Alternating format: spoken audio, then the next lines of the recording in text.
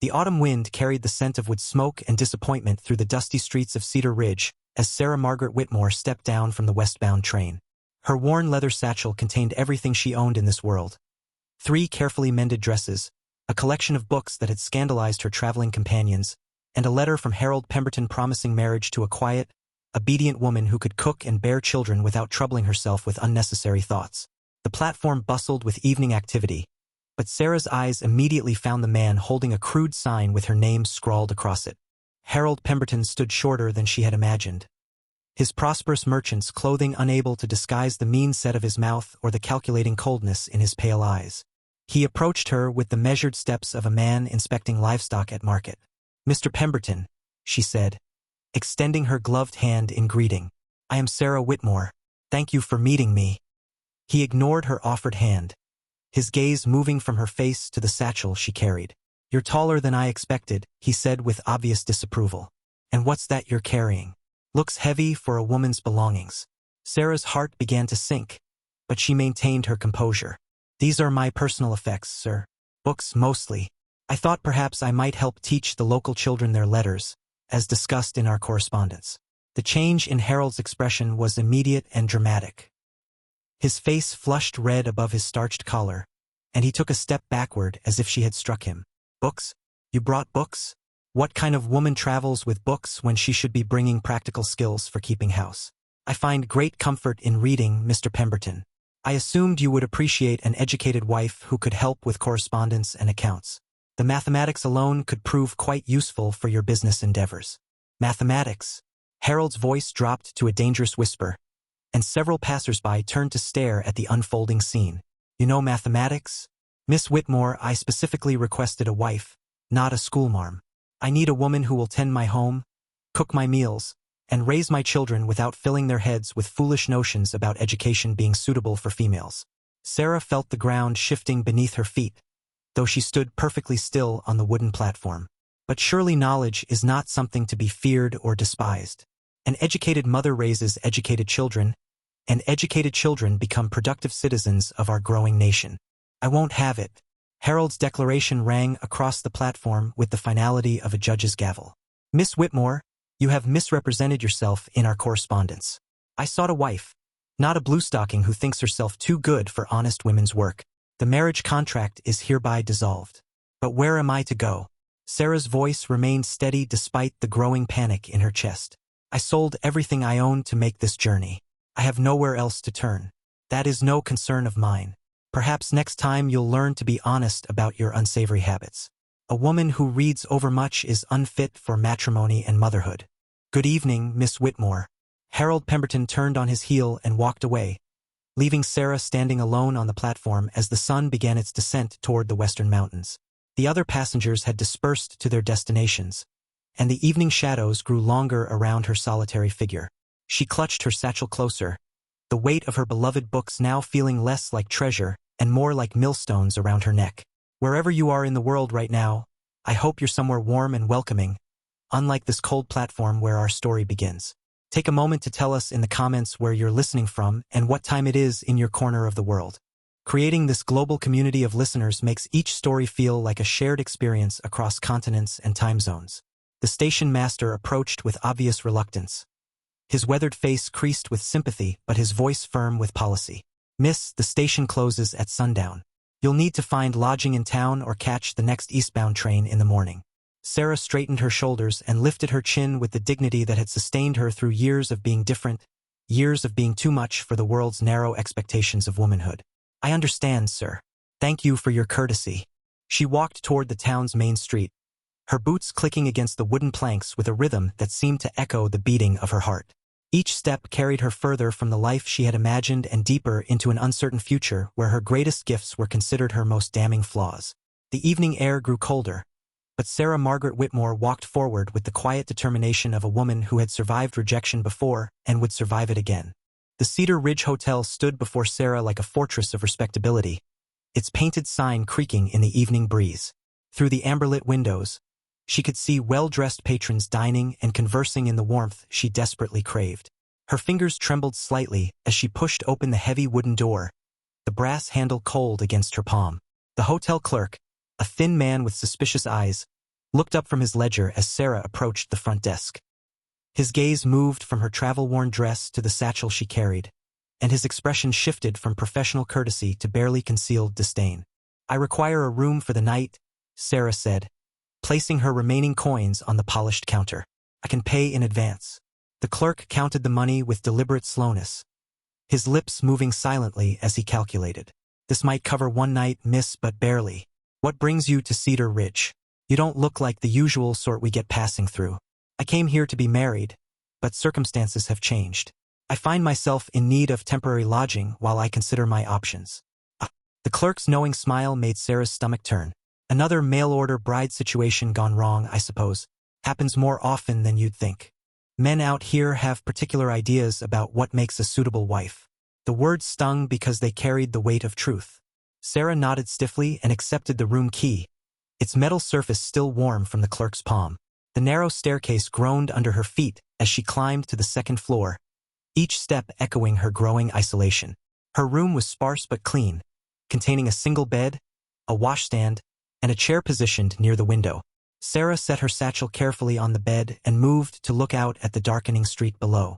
Gas lamps flickered to life along the main thoroughfare, casting dancing shadows that seemed to mirror her uncertain thoughts. Morning brought no immediate solutions, but it did bring clarity about her dire financial situation.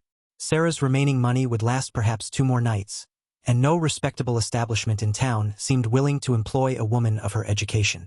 The general store owner had actually laughed when she mentioned her mathematical abilities, suggesting she try her hand at something more suited to her gender, like taking in laundry.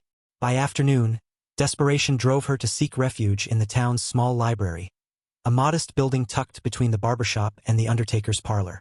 The elderly librarian, Mrs. Henderson, greeted her with the first genuine warmth Sarah had encountered since her arrival. "My dear, you look like someone who appreciates books," Mrs. Henderson said, noting the careful way Sarah handled a volume of Shakespeare. "We don't get many visitors here who understand the value of literature." "I find great solace in reading," Sarah replied, settling into a worn leather chair near the window. "Books have been my constant companions throughout my life." As the afternoon progressed, Sarah noticed something peculiar about the library's visitors. Well-dressed men would enter, speak briefly with Mrs. Henderson in hushed tones, and disappear into the back room for several minutes before leaving as quietly as they had arrived. Each visitor carried himself with the controlled tension of someone conducting business that required absolute discretion. During one such exchange, Sarah observed Mrs. Henderson hand a sealed envelope to a man she recognized as the deputy sheriff. The old woman's usually kind eyes held a sharpness that seemed at odds with her grandmother appearance, and the deputy's nervous demeanor suggested their transaction involved more than overdue book fines. Sarah pretended to read while carefully observing the pattern of these visits. Her analytical mind, so recently scorned as unfeminine, began automatically cataloging details: the timing of arrivals, the length of stays, the subtle hand signals exchanged between Mrs. Henderson and her mysterious visitors. As evening approached and the library prepared to close, Sarah realized she had inadvertently stumbled upon something significant. The question was whether her discovery would prove to be an opportunity or a danger in a town that had already shown its hostility toward women who noticed too much. Sarah returned to the library the following morning with the desperate hope of finding some clue to legitimate employment. Mrs. Henderson welcomed her with the same gentle smile, but Sarah now detected the calculating assessment behind those kindly eyes. The morning passed quietly until a commotion erupted in the back room around noon. Through the partially open door, Sarah glimpsed 2 men arguing over a ledger filled with columns of numbers that made no sense as library records. One man, wearing an expensive suit that marked him as someone of importance in town, jabbed his finger at specific entries while the other man, rough-looking with calloused hands, shook his head repeatedly. "The numbers are wrong," the well-dressed man hissed. "These records don't match what we agreed upon. Someone has been skimming from our arrangement." Mrs. Henderson moved quickly to close the door, but not before Sarah caught sight of the ledger's contents. Her mathematical training allowed her to recognize the pattern immediately. The entries followed a coding system where legitimate book acquisitions masked financial transactions of an entirely different nature. When the men emerged from the back room, their faces were flushed with anger, and their voices carried the edge of barely controlled violence. Sarah kept her eyes fixed on her book, but her mind raced to process what she had observed. The library was clearly serving as a front for some form of illegal activity, and the disagreement she had witnessed suggested the operation was beginning to unravel. That evening, as Sarah prepared to leave the library, she noticed she was being followed. The rough-looking man from the afternoon's argument shadowed her steps through the darkening streets, maintaining just enough distance to avoid direct confrontation while making his presence unmistakably known. Fear quickened Sarah's pace as she turned toward the hotel, but her pursuer matched her speed. The main street, so busy during daylight hours, now stretched empty and threatening before her. Gas lamps created pools of light, separated by stretches of dangerous darkness, and Sarah realized she was walking into a trap with no means of escape. Just as panic began to overwhelm her rational thought, a tall figure stepped out of the shadows near the hotel entrance. The man moved with the fluid grace of someone accustomed to danger, and something in his posture suggested he was prepared for violence if necessary. "Evening, miss," the stranger said, his voice carrying a calm authority that made Sarah's pursuer hesitate. "Seems like you might be having some trouble with unwanted company tonight." Sarah looked up into the face of a man whose dark eyes held both intelligence and something harder, more dangerous. His clothing marked him as a working man, probably a ranch hand, but his bearing suggested someone far more complex than his simple appearance indicated. "I believe I am being followed," Sarah said, surprised by the steadiness of her own voice. "I fear my presence at the library today may have been misinterpreted as something more than innocent research." The stranger's gaze shifted to the man still lurking in the shadows, and Sarah saw her pursuer's confidence evaporate under that steady stare. Without a word, the rough-looking man turned and disappeared into the darkness, leaving Sarah alone with her unexpected protector. "Jake Morrison," the stranger said, touching the brim of his hat in a gesture of respect. "And you would be the educated lady who's got certain folks in town all stirred up about what women should and shouldn't know." "Sarah Margaret Whitmore," she replied, extending her hand with the same formal courtesy she had attempted with Harold Pemberton. "Thank you for your intervention, Mr. Morrison. I fear my curiosity may have led me into more trouble than I anticipated." Jake's handshake was firm and brief, but Sarah noticed the calluses that spoke of hard physical labor and the alertness in his eyes that suggested a man who missed very little of what happened around him. "Curiosity can be dangerous in a town like this, miss, especially for someone who notices patterns that others prefer to keep hidden.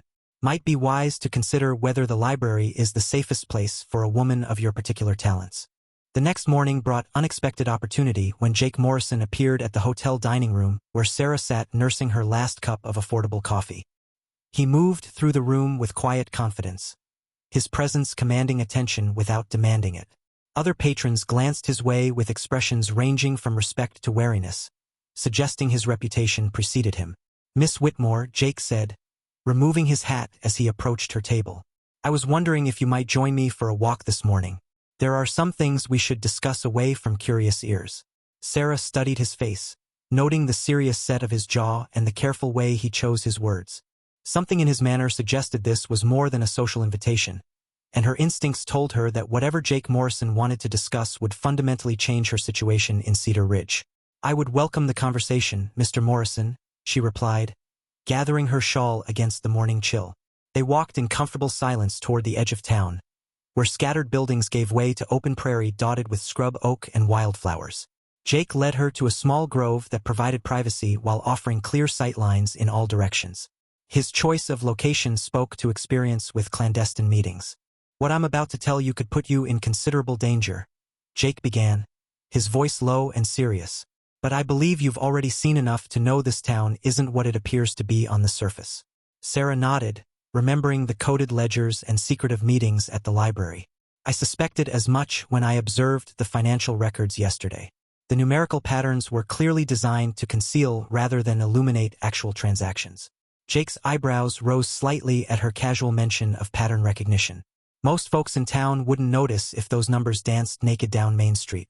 The fact that you spotted the discrepancies in one afternoon tells me you're exactly the kind of person who could help expose what's been happening here." "What exactly has been happening, Mr. Morrison?" "Land fraud, mostly.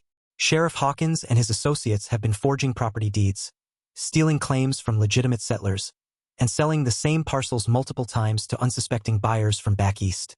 The library serves as their record-keeping center because nobody suspects an old lady librarian of running a criminal enterprise." Sarah felt pieces of a complex puzzle clicking into place in her mind. The well-dressed man arguing over the ledger must have been one of the buyers discovering he'd been cheated, and Mrs. Henderson's nervous behavior suddenly made perfect sense. "How long have you known about this operation?" Sarah asked. "Long enough to know it goes deeper than just land fraud. They're also involved in cattle rustling, stagecoach robberies, and probably a dozen other schemes. The problem is gathering enough evidence to convince federal authorities to investigate. Local law enforcement is obviously compromised. And you believe my mathematical abilities could help build that evidence?" Jake's smile held genuine admiration rather than the mockery Sarah had grown accustomed to receiving. "Your mind sees patterns and connections that most people miss entirely. What took you one afternoon to spot has taken me months to piece together through observation and guesswork." Sarah considered the proposal, weighing the risks against the possibility of finally using her intelligence for something meaningful. The irony wasn't lost on her that the same education that had made her unmarriageable might now make her invaluable in bringing criminals to justice. "What would you need me to do?"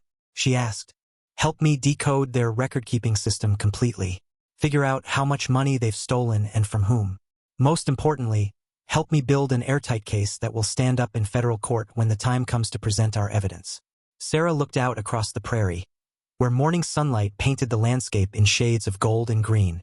For the first time since arriving in Cedar Ridge, she felt the stirring of hope and purpose. Her rejection by Harold Pemberton had seemed like the end of her prospects, but perhaps it had actually been the beginning of something far more important. "Mr. Morrison," she said, turning to face him with decision clear in her voice, "I accept your proposal. When do we begin?"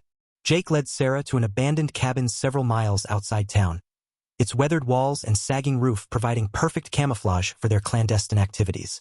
Inside, the space had been transformed into a makeshift investigation headquarters, with maps spread across a rough wooden table and stacks of carefully copied documents organized along the walls. "I've been collecting evidence for over 6 months," Jake explained, lighting an oil lamp that cast dancing shadows across their workspace. "But I've been missing the key to understanding how all these pieces fit together. Your mathematical mind might be exactly what we need to crack their system." Sarah studied the assembled materials with growing excitement. Bank records, property deeds, shipping manifests, and correspondence formed a complex web of criminal activity that her analytical training was perfectly suited to unravel. She picked up a handful of documents and immediately began identifying patterns in the handwriting, dates, and financial figures. "These shipping records don't match the cattle counts," she observed, comparing 2 sets of papers. "According to this manifest, they shipped 300 head of cattle to Denver, but the original bill of sale shows only 150 purchased from local ranchers. Where did the additional cattle come from?" Jake's admiration was evident in his voice as he replied, "That's exactly the kind of discrepancy I knew you'd spot. Those extra cattle were stolen from surrounding ranches, then mixed with legitimate purchases to hide the theft. But proving it requires the kind of detailed analysis I'm not equipped to provide." Working side by side in the intimate space of the cabin, Sarah became increasingly aware of Jake's quiet competence and respectful manner. Unlike every other man she had encountered in Cedar Ridge, he treated her intelligence as a valuable asset rather than an unseemly burden.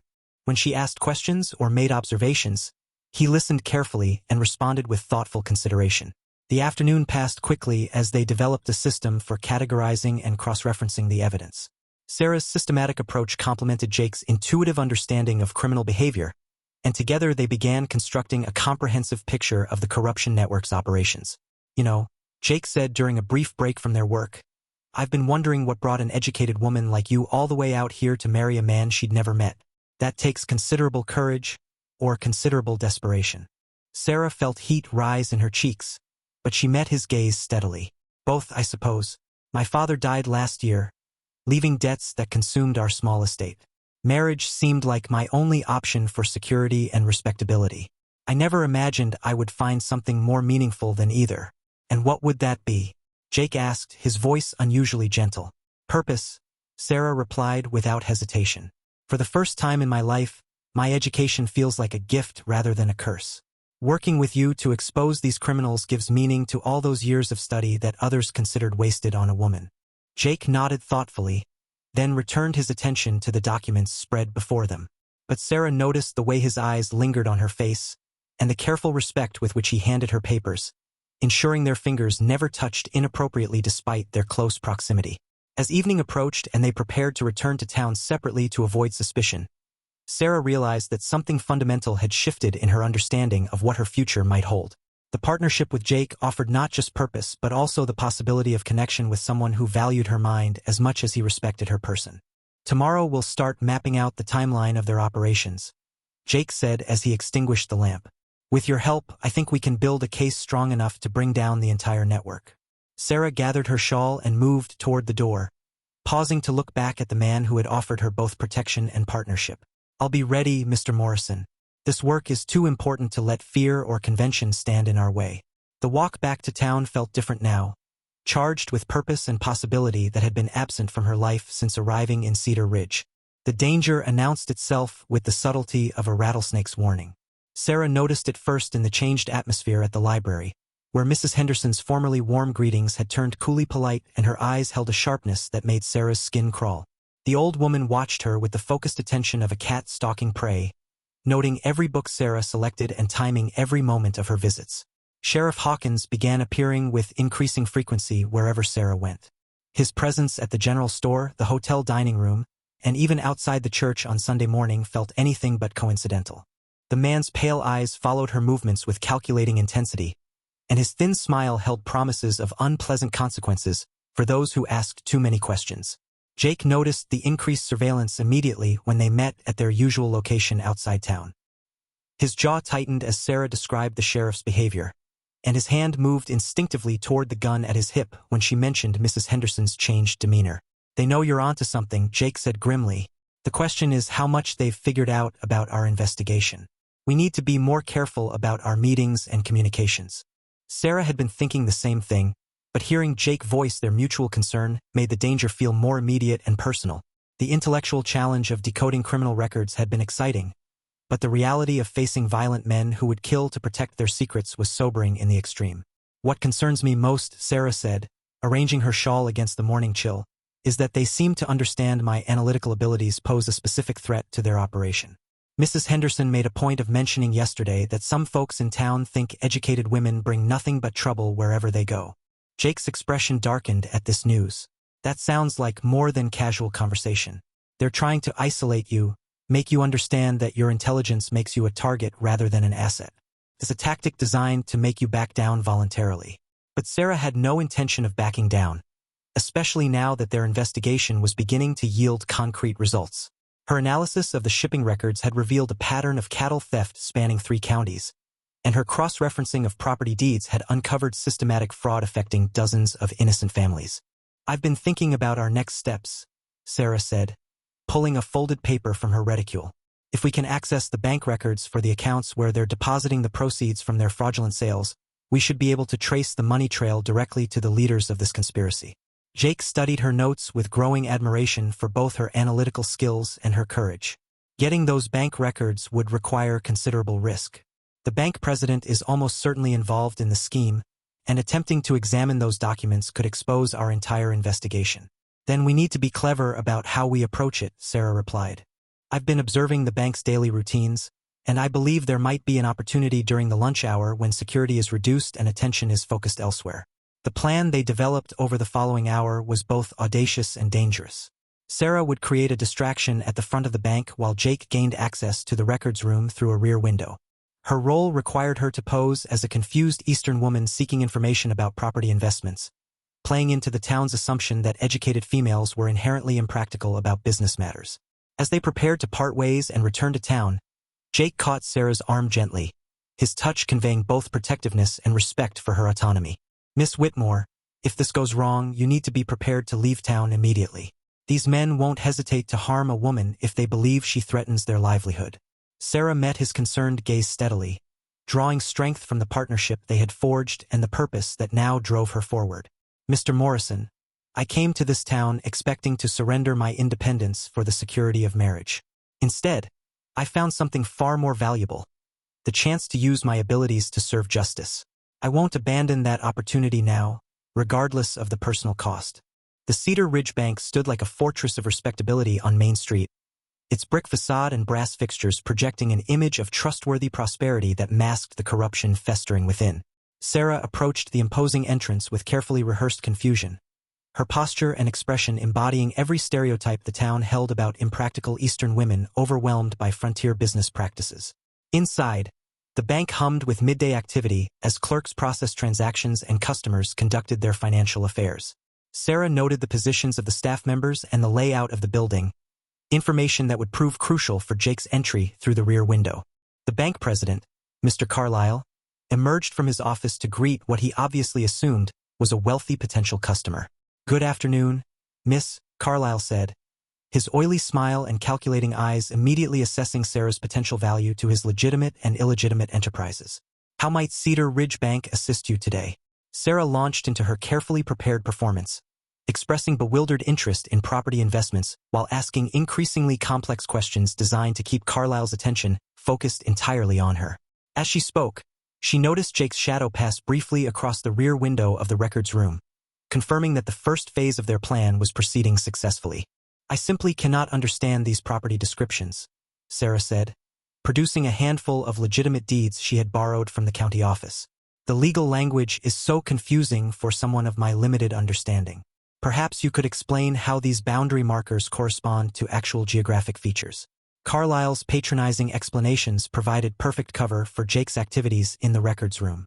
Sarah maintained her facade of feminine helplessness while internally cataloging every detail Carlyle revealed about the bank's property evaluation methods.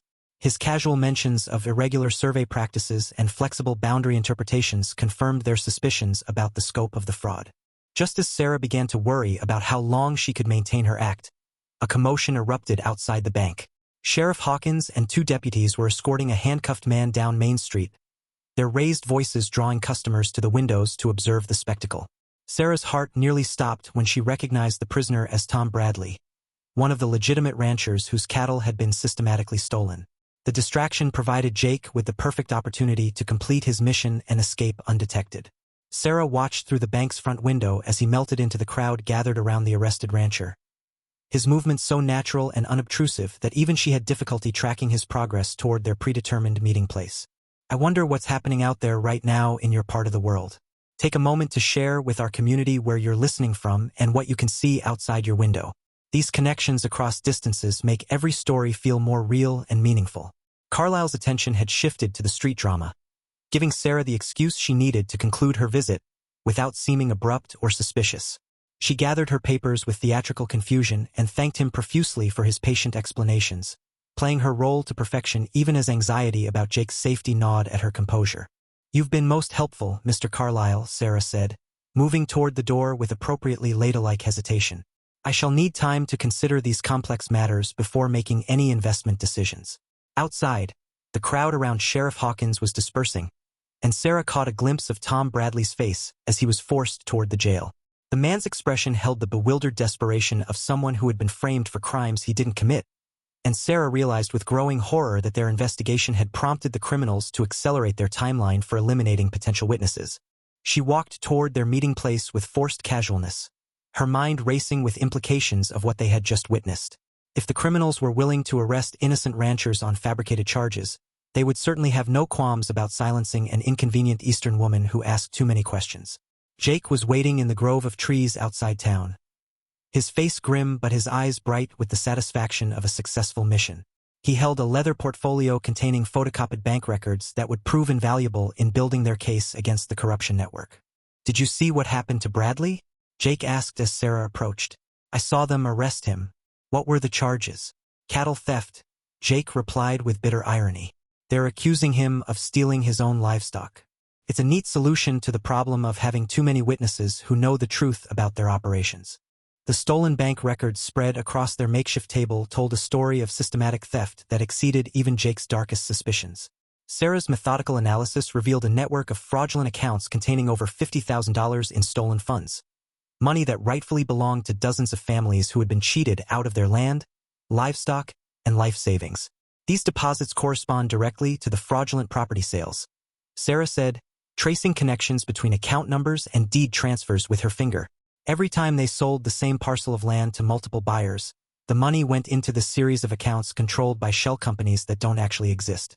Jake studied her calculations with growing amazement at both the scope of the corruption and Sarah's ability to unravel its complexity. But the bank records also revealed something that made his blood run cold. Tom Bradley's arrest was just the beginning of a systematic elimination of witnesses who posed threats to the operation. "Look at this pattern of withdrawals," Sarah continued, pointing to a series of large cash transactions. Every withdrawal corresponds to the disappearance or arrest of someone who could testify against them. They're paying for silence through intimidation, false imprisonment, or worse. The moral weight of their discovery settled heavily between them.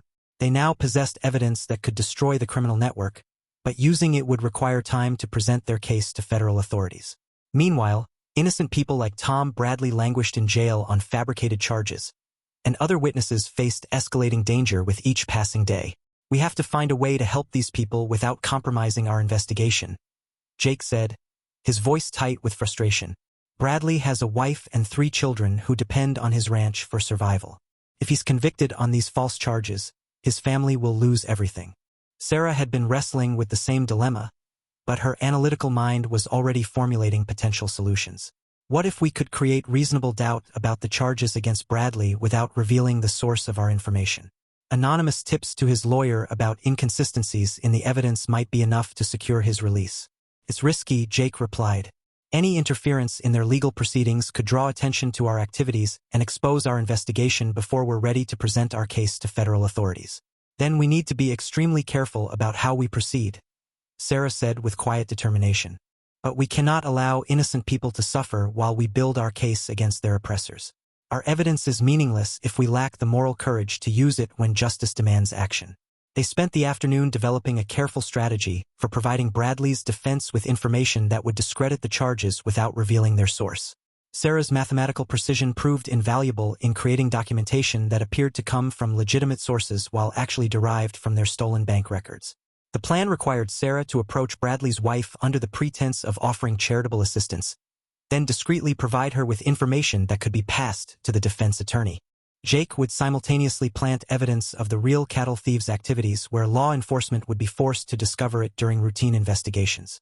As evening approached and they prepared to implement their dangerous plan, Jake caught Sarah's hand as she gathered the forged documents they had created. Miss Whitmore, what we're about to do could destroy everything we've worked for if we're discovered. Are you certain you want to take this risk? Sarah met his concerned gaze with steady resolve, drawing strength from the partnership they had forged and the justice they sought to serve. Mr. Morrison, when I first arrived in this town, I was rejected for possessing too much intelligence and independence. Now I understand that those qualities weren't flaws to be hidden but gifts to be used in service of what's right. The plan they had developed was audacious, requiring perfect timing and flawless execution. But as they prepared to leave their hidden sanctuary, both Sarah and Jake carried the conviction that some risks were worth taking when innocent lives hung in the balance. Tomorrow would test not only their courage but also their growing trust in each other's abilities and judgment. The fate of Tom Bradley's family, and potentially their own futures, depended on their capacity to outmaneuver criminals who had grown confident in their power and careless in their cruelty. The Bradley homestead sat like a wounded bird on the prairie, its sagging fence posts and neglected fields bearing witness to the family's desperation since Tom's arrest. Sarah approached the modest farmhouse with a basket of supplies and a heart heavy with the knowledge that her visit could either save this family or doom them all. Mrs. Bradley answered the door with the hollowed exhaustion of a woman watching her world collapse. Her 3 children clung to her skirts like frightened sparrows, their faces bearing the premature gravity that comes from understanding that their father might never return home. Mrs. Bradley, Sarah said gently, I'm Sarah Whitmore.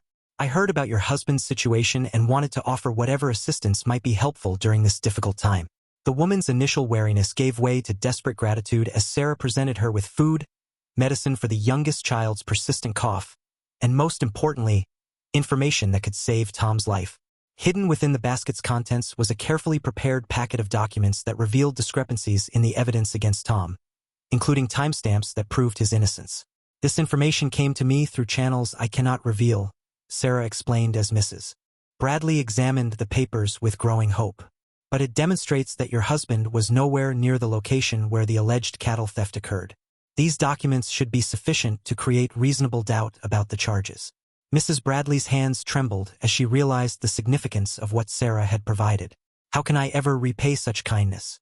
She whispered, tears flowing freely down her weathered cheeks.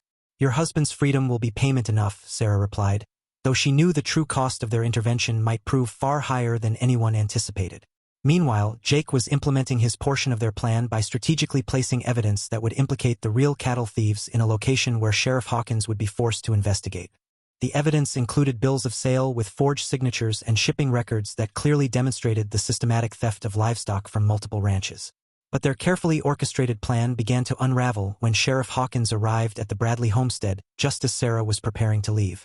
The sheriff's pale eyes immediately fixed on Sarah's presence with suspicious intensity, and his questions about her visit carried undertones of barely controlled menace. "Miss Whitmore," Hawkins said, his voice deceptively casual, "I'm surprised to find you here offering charity to the wife of a convicted cattle thief. Some folks might wonder if your interest in this case goes beyond Christian compassion." Sarah's heart pounded, but her voice remained steady as she replied, "I believe in helping families in distress, Sheriff. Mrs. Bradley and her children have done nothing wrong, regardless of the charges against her husband." The sheriff's smile held no warmth as he examined the documents Mrs. Bradley still clutched in her hands. "And what might those papers be?" "Official business requires official oversight, especially when it involves ongoing criminal investigations." Sarah realized with growing horror that their attempt to help had walked directly into a trap. Hawkins had been watching the Bradley homestead, waiting for someone to provide assistance that might undermine his fabricated case against Tom. Her presence here with potentially exonerating evidence would confirm his suspicions about her involvement in activities that threatened his criminal empire. "Just legal advice from a friend," Mrs. Bradley said quickly, attempting to protect Sarah from the sheriff's scrutiny. "Nothing more than what any neighbor might provide during times of trouble." But Hawkins was already moving closer, his hand resting casually on his gun, as he prepared to examine the documents that could expose the entire conspiracy. Sarah's mind raced through possible escape scenarios, but she realized that running would only confirm his suspicions while abandoning Mrs. Bradley to face his wrath alone. The moment stretched taut with danger as Sheriff Hawkins reached for the papers that contained evidence of his own criminal activities. Sarah knew that the next few seconds would determine not only her own fate but also the future of every innocent family that had been victimized by the corruption network she and Jake had worked so hard to expose. Sheriff Hawkins reached for the documents with predatory confidence, but Sarah's analytical mind had already identified their only chance for survival. She noticed the way he positioned himself between her and the door, the casual placement of his hand near his weapon, and most importantly, the overconfidence that came from believing he faced only helpless women. "Sheriff," Sarah said with carefully modulated deference, "I'm afraid there's been a misunderstanding about my presence here. I came to discuss hiring Mrs. Bradley for domestic work, as my situation in town has become quite comfortable since Mr. Pemberton reconsidered our marriage arrangement." The lie rolled off her tongue with surprising ease, and she watched Hawkins' expression shift as he processed this unexpected information. His knowledge of Harold Pemberton's rejection was obviously incomplete, and the possibility that Sarah had found alternative means of support clearly hadn't occurred to him. Mrs. Bradley, understanding the desperate gambit Sarah was attempting, quickly supported the fabrication. "Yes, Sheriff, Miss Whitmore has been most generous in offering employment. These papers are simply work agreements and household schedules." But Hawkins remained suspicious, his pale eyes darting between the two women as he evaluated their story. His hand moved closer to his gun as he decided whether to risk examining documents that might contain information dangerous to his operations. That's when Jake Morrison appeared in the doorway like an avenging angel, his presence immediately shifting the balance of power in the small farmhouse. His casual stance couldn't disguise the coiled tension in his muscles or the cold calculation in his dark eyes as he assessed the threat posed by the corrupt sheriff. "Afternoon, Sheriff," Jake said with deceptive mildness. "Heard you were out this way and thought I'd stop by to discuss some concerns about cattle rustling in the area. Seems like there's been considerable activity lately involving livestock theft and fraudulent sales." Hawkins spun to face this new threat, his hand dropping to his gun with obvious intent. But Jake's next words froze him in place with their implications. "Funny thing about those cattle that keep disappearing," Jake continued conversationally. "Found some interesting shipping records that suggest the thieves have been selling stolen livestock through established banking channels. Federal marshals find that kind of evidence particularly compelling when building cases against organized criminal enterprises." The sheriff's face flushed red as he realized the trap that was closing around him. His criminal network had operated successfully for years through intimidation and the isolation of potential witnesses, but Jake's casual mention of federal involvement suggested their activities had attracted attention from authorities beyond local control. Sarah watched the confrontation unfold with fascination and terror, recognizing that Jake was deliberately provoking Hawkins into revealing his guilt through his reactions. The sheriff's obvious panic and defensive posture would be damning evidence to any objective observer. And his next words confirmed his involvement in the corruption they had worked so hard to expose. "You don't know what you're talking about, Morrison," Hawkins snarled, his composure finally cracking under the pressure. "There's no evidence of organized crime in this county, and anyone who suggests otherwise might find themselves facing serious legal consequences." Jake's smile held no humor as he replied, "Actually, Sheriff, I believe there's quite a bit of evidence. The question is whether you'd prefer to discuss it here or wait for federal marshals to arrive with proper warrants and backup support." The moment stretched taut with deadly possibility as Hawkins weighed his options. His hand hovered near his weapon while his eyes darted between Jake's calm confidence and Sarah's steady gaze. The sheriff had built his power on intimidating isolated victims, but facing two people who clearly understood his criminal activities and possessed evidence to support their accusations left him uncertain and dangerous. For those of you listening from around the world right now, I hope you're somewhere safe and warm as this confrontation unfolds. Share with us in the comments what time it is where you are and whether you're listening during a peaceful morning or a dramatic evening. Your global presence makes each moment of this story feel more connected across all our different time zones. The tension in the Bradley farmhouse reached its breaking point when Sheriff Hawkins made his desperate choice. His hand closed around his gun with the frantic movements of a cornered animal. But Jake had anticipated this reaction and was already moving to protect the women when the sound of approaching horses thundered across the prairie. Federal Marshal Davies and his deputies surrounded the farmhouse with the precision of men who had dealt with corrupt local officials before. Their arrival was perfectly timed, suggesting that Jake's investigation had been coordinated with federal authorities from the beginning, a revelation that left Sarah both relieved and impressed by the depth of his planning. "Sheriff Hawkins," Marshal Davies called through the open door, his voice carrying the authority of federal law enforcement. "You're under arrest for conspiracy, fraud, and racketeering. Drop your weapon and step outside with your hands visible." The corrupt sheriff's face cycled through rage, fear, and desperate calculation as he realized his criminal empire was collapsing around him. His eyes darted between the federal marshals outside and the witnesses inside who possessed evidence of his crimes, and Sarah could see him weighing the possibility of eliminating all witnesses against the certainty of facing federal charges. "This is a mistake," Hawkins said, his voice shaking with barely controlled fury. "These people are criminals themselves, spreading lies and false accusations against law-abiding citizens. Miss Whitmore here has been interfering with official investigations and corrupting evidence." But Marshal Davies had obviously been briefed on the true situation, and his response indicated that federal authorities had been building their own case against the corruption network for some time. "Sheriff Hawkins, we have detailed financial records, shipping manifests, and witness testimony that document your criminal activities over the past 2 years. Your arrest warrant was issued this morning based on evidence provided by concerned citizens working in cooperation with federal authorities." Sarah felt a surge of pride and vindication as she realized that her analytical abilities had played a crucial role in bringing these criminals to justice. The mathematical patterns she had identified and the financial connections she had traced formed the backbone of the federal case against the entire corruption network. Jake moved to stand beside Sarah as the federal marshals took Hawkins into custody, his presence offering both protection and partnership as they watched justice finally prevail. The sheriff's arrest would trigger a cascade of additional arrests throughout the network, including the bank president, the corrupt land office officials, and the various accomplices who had profited from their systematic theft. Mrs. Bradley collapsed into a chair with relief as she realized her husband would soon be freed and their family's nightmare would finally end. The documents Sarah had provided would serve as evidence not only of Tom's innocence but also of the broader conspiracy that had victimized so many families throughout the territory.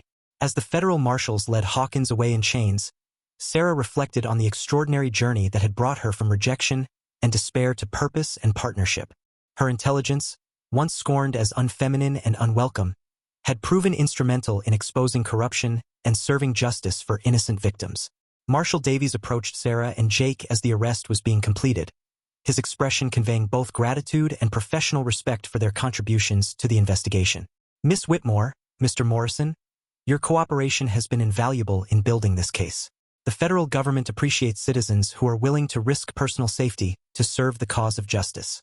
The marshal's words carried special significance for Sarah, who had spent her entire life being told that women should avoid involving themselves in matters of law and justice. Her success in this investigation proved that intelligence and courage were not limited by gender, and that society's narrow expectations often prevented valuable contributions from those deemed unsuitable for serious work. As evening fell over the Bradley homestead and the federal marshals departed with their prisoners, Sarah and Jake found themselves alone together for the first time since their investigation had begun. The danger that had brought them together was finally over, but the partnership and affection they had developed remained stronger than ever. 3 months later, the transformation of Cedar Ridge reflected the profound changes that justice had brought to the frontier community. Tom Bradley walked free with his family reunited. The stolen funds had been returned to their rightful owners, and a new sheriff maintained order without corruption or intimidation. The town's atmosphere had shifted from suspicion and fear to hope and genuine prosperity.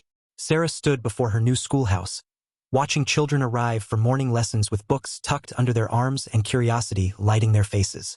The building had been constructed with recovered stolen funds, and the town council had unanimously voted to hire the educated Eastern woman whose intelligence had proven so valuable in exposing the corruption that had plagued their community. Miss Whitmore, called young Emma Bradley, Tom's eldest daughter, "Can you teach us about the mathematics you used to catch the bad men? My father says you're the smartest person in the whole territory." Sarah smiled at the child's eager question, remembering her own hunger for knowledge and the years of being told that intelligence was unwelcome in women.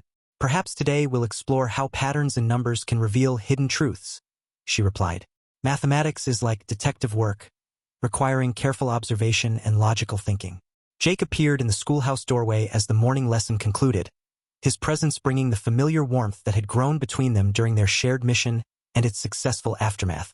His work with the federal marshals had earned him an appointment as Deputy Territorial Administrator, a position that utilized his knowledge of frontier communities while serving legitimate law enforcement. The children greeted him with enthusiasm, their respect evident in the way they gathered around to hear his stories about tracking criminals and serving justice.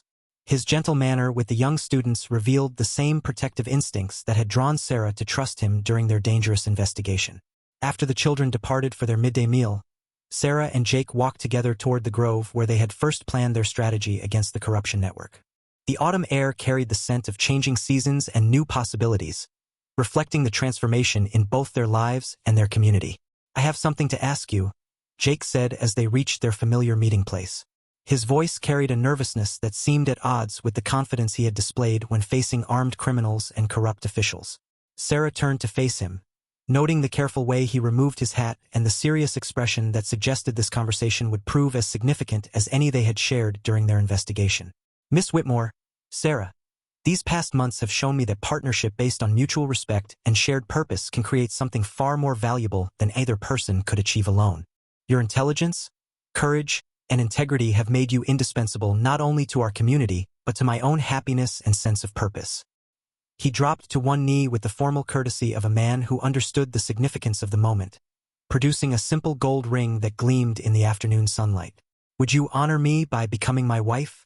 Not because you need the security of marriage, but because together we can build something meaningful that serves both our individual strengths and our shared commitment to justice and education."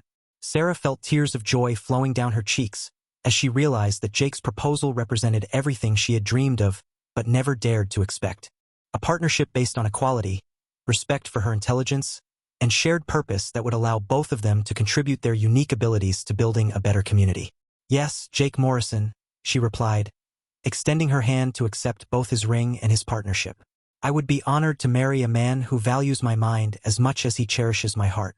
As they embraced in the grove where their professional partnership had first deepened into personal affection, Sarah reflected on the extraordinary journey that had brought her from rejection and despair to love and purpose.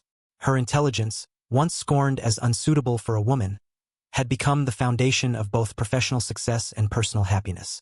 Their wedding 3 weeks later brought together the entire community in celebration of a union that represented hope, justice, and the triumph of authentic connection over superficial convention.